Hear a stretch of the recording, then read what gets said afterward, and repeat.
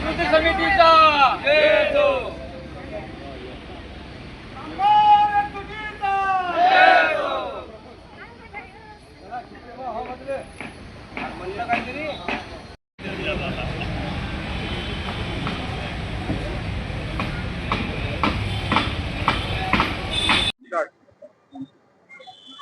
आज शेगाव आगारातील कर्मचाऱ्याच्या वतीने संयुक्त कृती समितीच्या वतीने घंटानाद आंदोलनाचे करण्यात आले। त्या आंदोलनाच्या माध्यमातून सरकारकडे राज्य शासकीय कर्मचाऱ्याप्रमाणे वेतन द्यावे, आमचा जो प्रलंबित महागाई भत्ता आहे 2016 पासून त्याचा फरक देण्यात यावा।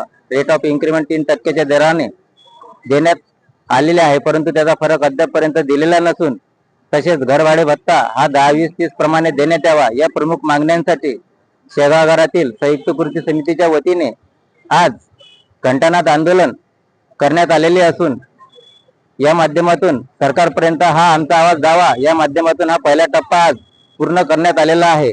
तरी राज्य शासनाने या घंटानाद आंदोलनाची दखल घ्यावी व एसटी कर्मचारी यांना आपल्या ज्या प्रलंबित मागण्या आहेत त्या आर्थिक मागण्या पूर्ण कराव्यात, अशा स्वरूपाची भूमिका संयुक्त कृती समितीच्या वतीने मांडण्यात आलेली आहे।